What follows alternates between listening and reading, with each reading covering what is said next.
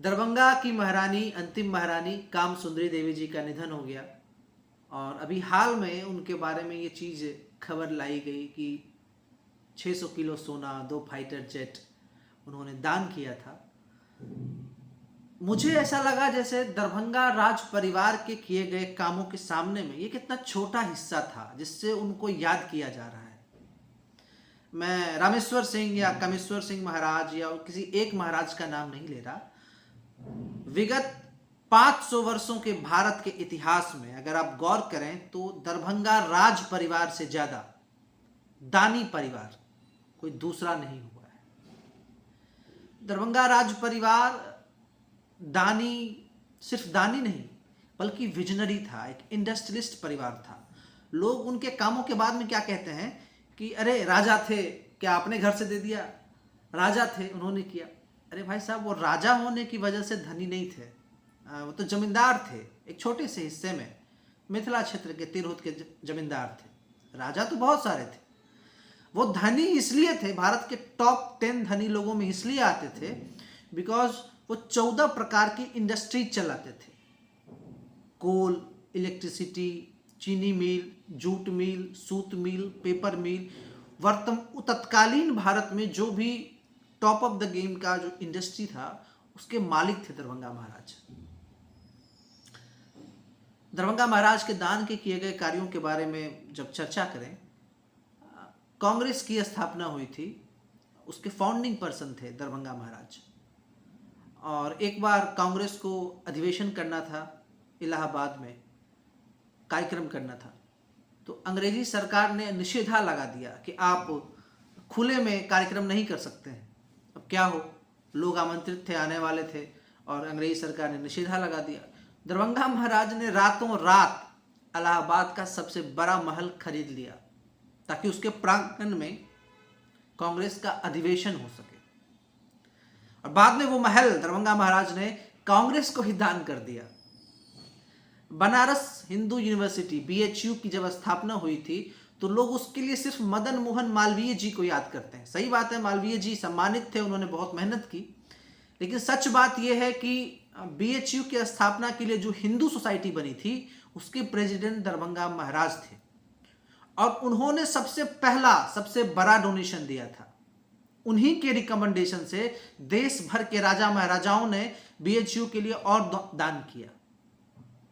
BHU सिर्फ एक नाम नहीं है, इसके अलावा अलीगढ़ मुस्लिम यूनिवर्सिटी, उसके नॉन हिंदू सबसे बड़े डोनेटर थे दरभंगा महाराज, डोनर थे। सिर्फ BHU या AMU नहीं, कलकत्ता यूनिवर्सिटी, उसकी स्थापना में दरभंगा महाराज का सबसे बड़ा योगदान था।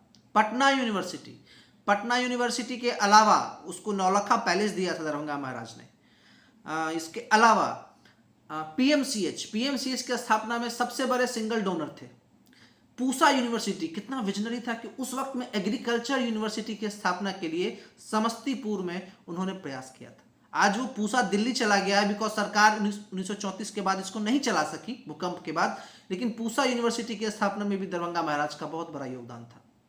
दरभंगा महाराज ने अपने राजधानी के बीचों बीच DMCH नाम का एक संस्थान खोला था 200 एकड़ में, 200 से ज्यादा एकड़ में, ताकि लोग वहां पे आके इलाज करवा सके।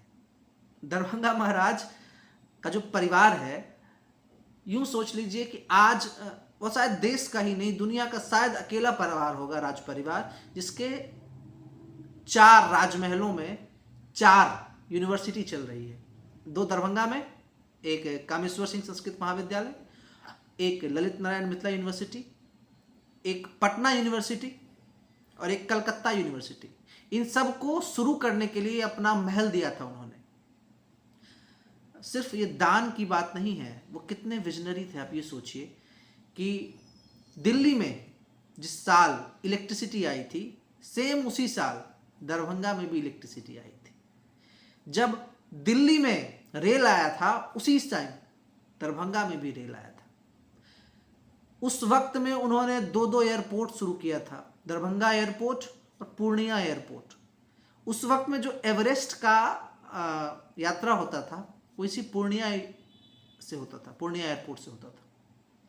आज 70 साल बाद जाके केंद्र सरकार उसको चालू कर पाई है, हवाई सेवा चालू कर पाई है। यूं समझिए, उस वक्त देश में 5 एविएशन कंपनी था और उस 5 एविएशन कंपनी में से एक एविएशन कंपनी का नाम था दरभंगा एविएशन। इस प्रकार का विजनरी था, दुनिया के, भारत के टॉप 10 रिचेस्ट पर्सन में आते थे। आप यूं सोचिए कि दिल्ली में एक लेन है जिसका नाम है दरभंगा लेन, आज भी है वो लेन। उस लेन में उन्होंने मिथिला के लोगों को बसाया था।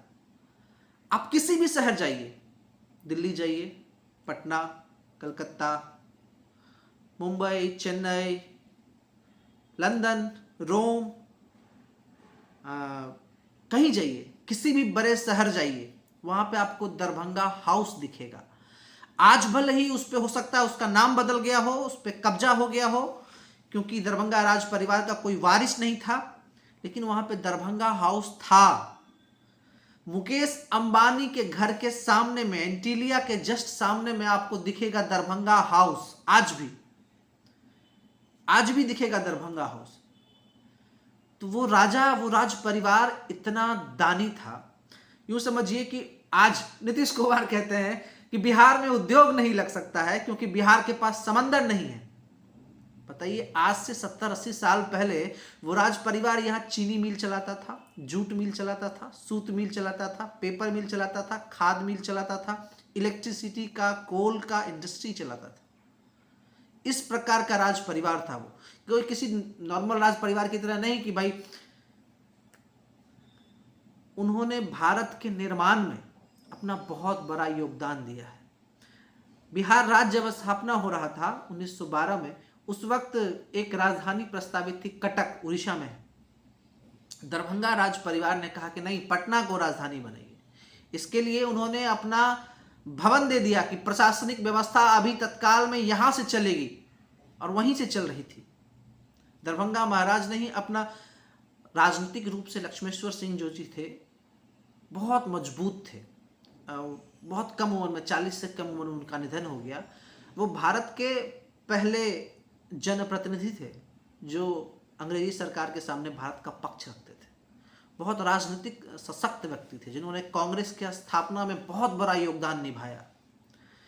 तो राज परिवार का जो योगदान है वो सिर्फ 600 कोला सोना नहीं है, जो कि बाद में, वो तो उनके ट्रस्टियों ने अपना पद पाने के लिए, राज परिवार, राजा के निधन के बाद ट्रस्टियों ने प्रधानमंत्री को खुश करने के लिए अपना 600 किलो सोना से मोरारजी देसाई को तौल दिया था, वो बात थी, या फाइटर जेट दिया था, वो एक अलग तथ्य है। बट इस तथ्य को सामने रख के दरभंगा राज परिवार के योगदान को छोटा दिखाने का प्रयास हो रहा है। इतना छोटा योगदान नहीं था। आज वर्तमान में भारत के जो भी इंस्टीट्यूशंस हैं, भारत के निर्माण में इस राज परिवार का बहुत बड़ा योगदान है। तो सिर्फ राजा के तौर पे इनको याद न किया जाए, राज परिवार को एक विजनरी, एक दानी परिवार के तौर पर याद किया जाए। बिकॉज मुझे सच में लगता है कि भारत के पिछले 500 सालों के इतिहास में इस परिवार से ज्यादा दान शायद ही किसी परिवार ने किया है। हाँ, ये बात सही है कि राजनीति के चक्कर में उनके परिवार के निधन, राजा के निधन के बाद परिवार को छिन्न भिन्न कर दिया गया, ट्रस्टियों ने उस पर कब्जा कर लिया। 5 लाख करोड़ की संपत्ति थी, उसको छिन्न भिन्न कर दिया गया, लूटपाट कर लिया गया, बिकॉज राजा का कोई वारिस नहीं था। मुझे ऐसा लगता है कि अगर राज परिवार का कोई वारिस होता और ये 5 लाख करोड़ की संपत्ति इंटैक्ट होती, जैसे आज सिंधिया परिवार के पास है, या राजस्थान में है, या किसी अन्य जगहों पर है, तो शायद मिथिला की स्थिति कुछ और होती। इस प्रकार से उद्योग विहीन नहीं होता मिथिला, कि यहाँ पे एक आदमी नहीं है जो 1000 करोड़ का इन्वेस्टमेंट करने के लिए वापस आए अपने यहाँ पे। उस प्रकार की स्थिति नहीं होती बिहार में। बहुत बहुत धन्यवाद।